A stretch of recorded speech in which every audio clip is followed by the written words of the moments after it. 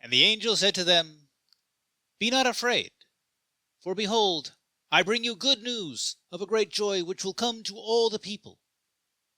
For to you is born this day in the city of David a Savior, who is Christ the Lord. Luke chapter 2, verses 10 and 11.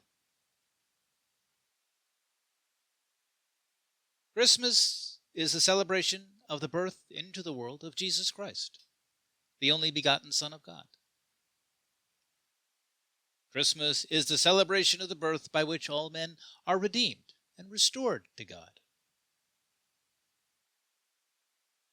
Christmas is the celebration of the birth by which God's eternal kingdom is made manifest in this world.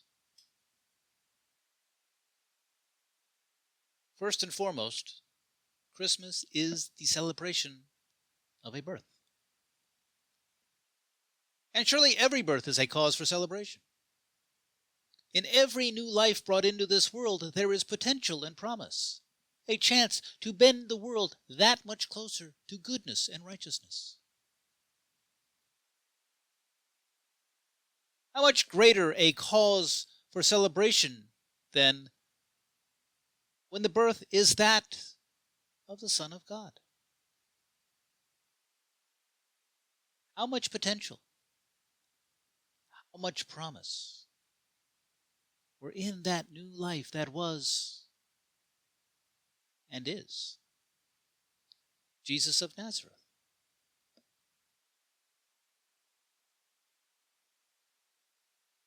When Jesus was born, God took on human form. Fully divine, in Jesus, God became fully human as well. He grew as men grow, from infant to child to man. He felt hunger. We can assume that he felt pain as well. We know from his chasing of the money changers out of the temple that Jesus, as a man, was capable of great anger.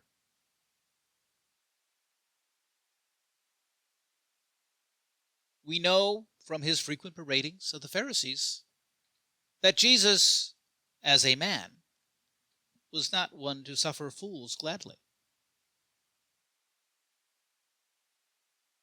We know from his prayers in Gethsemane that Jesus, as a man, could feel fear and dread.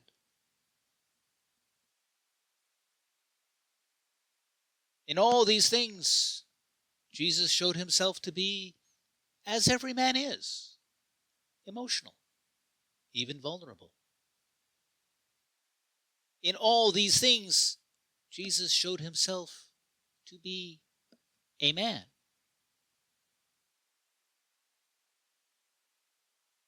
And yet, in all these things, Jesus remained the Son of God, that he might fulfill the greatest part of his ministry on earth, the redemption of all men on the cross at Calvary.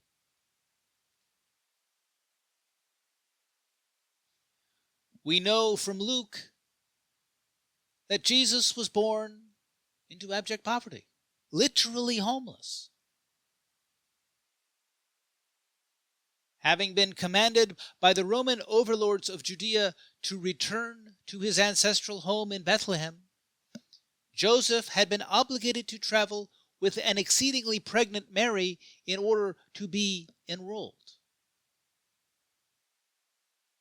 With no place to stay in Bethlehem, forced to make do when no one stepped forward to offer the young mother-to-be shelter, Mary was compelled to give birth to Jesus in the corner of a barn, and then to place Jesus in a manger rather than a crib.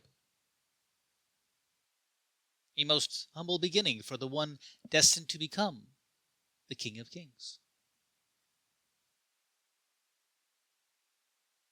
We know from Matthew that the young Jesus endured persecution, hunted by King Herod, who feared Jesus would take his throne.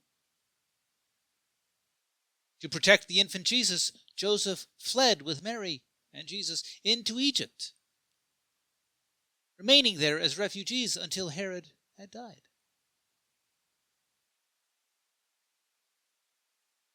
Jesus' birth was thus well attended by all that is evil in this world: callous indifference, petty jealousy, the lust for power. And but for the faith of a few simple shepherds, humanity would have made a poor showing at Jesus' emergence into the world. Yet Jesus, even as a man, would rise far above such lowly beginnings. Even before achieving the ultimate victory over death itself on the cross, Jesus would know considerable fame, as well as controversy, as a teacher and rabbi throughout Judea.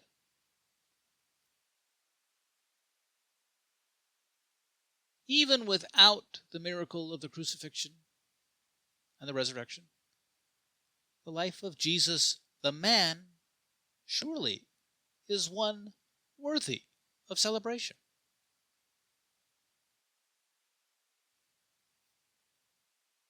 To such a life, however, we do add the miracle of the crucifixion and resurrection.